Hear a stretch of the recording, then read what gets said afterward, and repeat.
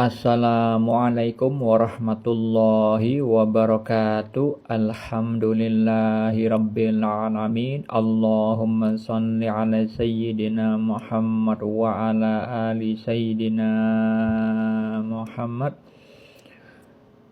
Video ini saya buat untuk menindaklanjuti tentang video yang tadi siang saya sudah bagikan di channel ini tentang mimpi yang dialami si Fulan, bukan nama yang sebenarnya, seorang pemuda yang saya bimbing spiritualnya, yang bermimpi tentang takdir yang akan terjadi, bahwa dirinya insya Allah akan dijadikan oleh Allah orang yang insan kamil, orang yang ma'rifatullah, orang yang mengenal Allah, yang biasa disebut al-arif billah, yang mana itu nantinya berkaitan dengan ujian-ujian yang berat, karena mimpi sebelumnya dia sudah bermimpi bahwa dirinya ditakdirkan oleh Allah menjadi seorang salik,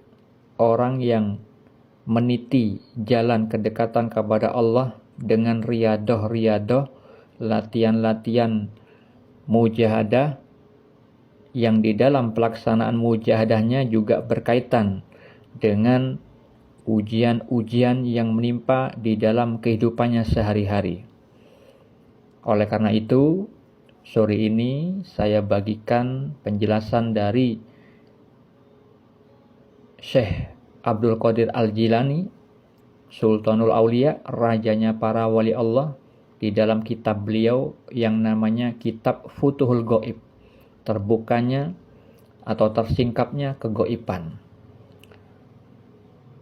Penjelasan ini mengenai seorang mukmin yang nantinya jika lulus ujian yang ditimpakan kepadanya, ujian-ujian musibah segala macam bentuk di dalam kehidupannya, itu nantinya akan menjadi seorang yang memiliki kedudukan tinggi di sisi Allah. Sebelum saya bacakan isi dari kitab Futuhul Ghaib tersebut, penjelasan di dalam kitab beliau itu mengenai firman Allah di dalam beberapa dalil berikut ini. Di dalam surat Al-Ankabut ayat 2-3 Allah Ta'ala berfirman, apakah manusia itu mengira bahwa mereka dibiarkan saja mengatakan kami telah beriman, sedang mereka tidak diuji lagi? Dan sesungguhnya kami telah menguji orang-orang yang sebelum mereka, maka sesungguhnya Allah mengetahui orang-orang yang benar, dan sesungguhnya Dia mengetahui orang-orang yang dusta. Jadi tujuan Allah memberikan ujian kepada manusia itu untuk mengetahui mana keimanan orang-orang yang benar imannya, sesuai dengan keimanan di dalam hatinya, atau orang-orang yang imannya sekedar di lisan saja tapi kolbunya berdusta.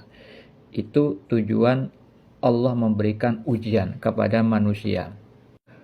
Kemudian di dalam surat Al-Baqarah ayat 155 Allah Ta'ala berfirman, dan sungguh akan kami berikan cobaan kepadamu dengan sedikit ketakutan, kelaparan, kekurangan harta, jiwa, dan buah-buahan, dan berikanlah berita gembira kepada orang-orang yang sabar. Nabi Muhammad SAW bersabda dalam hadis riwayat Al-Bukhari, siapa yang Allah kehendaki mendapat kebaikan, maka Dia akan memberinya musibah. Dan musibah itu Allah berikan sesuai dengan kadar keimanannya, sebagaimana sabda beliau di dalam hadis riwayat At-Tirmizi dan Ibnu Majah, bahwa para nabi, bahwa beliau ketika ditanya tentang manusia manakah yang paling berat ujiannya, beliau SAW menjawab para nabi, kemudian yang semisalnya dan semisalnya lagi, Seseorang akan diuji sesuai dengan kondisi agamanya. Apabila agamanya begitu kuat, maka semakin berat pula ujiannya. Apabila agamanya lemah, maka ia akan diuji sesuai dengan kualitas agamanya. Seorang hamba senantiasa akan mendapat cobaan hingga dia berjalan di muka bumi dalam keadaan bersih dari dosa. Di dalam kitab Futhul Ghaib, Syekh Abdul Qadir Al-Jilani menjelaskan yang dimulai dengan orang yang di level mukmin. Isi dari kitab itu menjelaskan bahwa Allah yang membawa mukmin dekat dengannya dan menjadi orang pilihannya, dibukanya pintu hati si mukmin itu untuk menerima kasih sayang dan karunia-Nya, maka tampaklah oleh si mukmin itu dengan mata hatinya sesuatu yang tidak tampak oleh mata kepala, dan pendengarannya dengan telinga hatinya sesuatu yang tidak pernah didengar oleh telinga kepala, maksudnya telinga lahiriah. Terlihat olehnya perkara-perkara gaib dari kerajaan Tuhan yang maha besar yang meliputi langit dan bumi dan sebagainya. Semakin dekatlah ia kepada Allah, sholat dan doanya diterima oleh Allah. Ia dikaruniai kasih sayang dan perkataan yang baik-baik dan manis dari Allah. Dengan karunia-Nya pula, maka ilmu-ilmu Allah yang sulit akan dapat ia ketahui. Allah akan menyempurnakan karunia-Nya kepada si mukmin itu, baik dari segi batiniah maupun dari segi lahiriah, seperti kesehatan badan, minuman, pakaian, makanan, istri yang baik, dan perkara-perkara yang halal serta sesuai dengan peraturan dan ketentuan Allah. Jadi Allah akan menetapkan keadaan ini kepada hambanya yang beriman dan dekat kepadanya untuk beberapa masa lamanya, sampai si hamba itu merasa selamat dan kekal dalam keadaan itu. Setelah itu, nah ini perhatikan, setelah itu Allah akan mendatangkan malapetaka, kesusahan hidup dan bencana kepadanya, sehingga si hamba itu pun merasa sedih, heran, hatinya menjadi remuk, dan ia terputus dari hubungannya dengan orang-orang segolongannya. Jika ia melihat keadaan itu dari segi lahirnya saja, maka ia akan melihatnya sebagai suatu kejahatan yang menimpanya. Dan jika ia melihatnya dengan hati dan batinnya saja, maka ia melihatnya sebagai sesuatu yang mendukacitakannya. Jika ia meminta kepada Allah untuk melenyapkan kesusahan yang tengah dihadapinya itu, maka Allah tidak akan menerimanya. Jika ia meminta janji-janji yang baik, maka ia tidak akan mendapatkannya dengan segera. Jika ia berjanji tentang sesuatu, maka ia tidak akan diberitahukan tentang hasilnya. Jika ia memimpikan sesuatu, maka ia tidak dapat mengetahui maksudnya. Dan jika ia hendak bergabung kembali dengan orang-orang segolongannya, maka ia pun tidak dapat melakukannya. Pendek kata, segalanya telah tertutup baginya dan doanya tidak lagi diterima.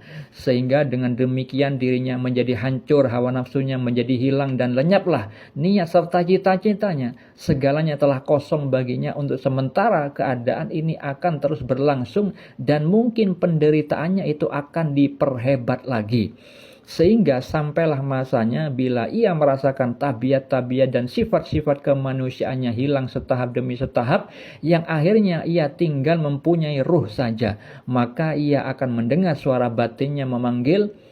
Beliau menyebutkan suatu surat dalam Al-Quran yang bunyinya, Allah berfirman, hantamkanlah kakimu, inilah air yang sejuk untuk mandi dan untuk minum. Surat ke-38 dari Al-Quran ayat 42. Ayat ini difirmankan kepada Nabi Ayub alaihissalam. Jadi itulah beberapa kalimat yang mengandung hikmah yang banyak, bahwa orang yang akan didekatkan kepada Allah itu diuji dengan bencana, dengan malapetaka, doanya tidak dikabulkan, janjinya tidak disegerakan untuk dipenuhi. Sehingga apa? Orang tersebut hilang cita-citanya, yang awalnya ingin itu, ingin anu, panjang angan-angan, meraih kesuksesan dunia, akhirnya itu semua sirna. Nah, itu yang disebut tinggal ruhnya saja. Maksudnya, hawa nafsu kebinatangan yang Allah sematkan di dalam jasadnya sebagai ujian yang menghijab ruhnya, maka setelah mendapat ujian malapetaka tersebut, ke sifat kebinatangannya, kesombongannya, keangkuhannya sebagai manusia pada awalnya, maka kemudian dia setelah lulus ujian itu tinggal ruhnya saja, tidak mempunyai cita-cita lagi, melainkan yang dituju hanya Allah semata-mata. Semoga bermanfaat.